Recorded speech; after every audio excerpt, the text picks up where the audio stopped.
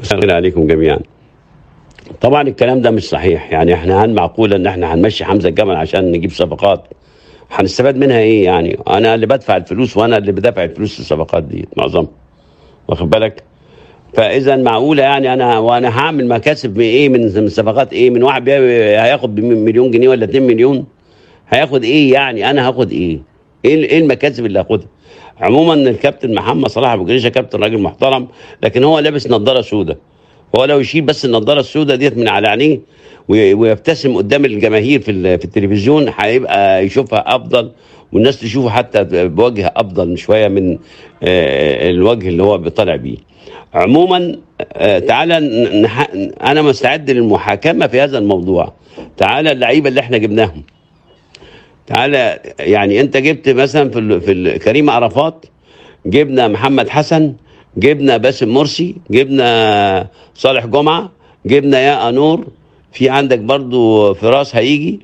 فراس بالنسبة للفراس الناس اللي بتتكلم عليه طبعا وتقول لك جاي البطاقة وما جاتش يا عم البطاقة ايه؟ البطاقة ما كانتش جات اصلا من اتحاد الكورة، من الاتحاد الدولي. جات لنا البطاقة من الاتحاد الدولي، بعد كده اتحاد الكورة مش عايز يصدق لان علينا مديونية لاتحاد الكورة كبيرة جدا بتصل الى 20 مليون تصديق لاعبين اللي فاتت ديت، مش بتوعنا اللي قبل كده كمان.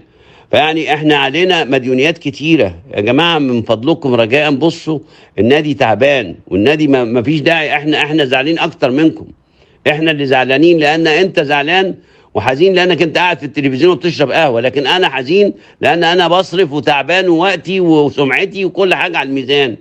فيعني انا اكتر واحد، انا او احنا كمجلس اداره اكتر ناس تعبانين في هذا الموضوع، وبنعاني مع الجماهير ومع الناس ومع كذا ومع الاداره ومع اللعيبه.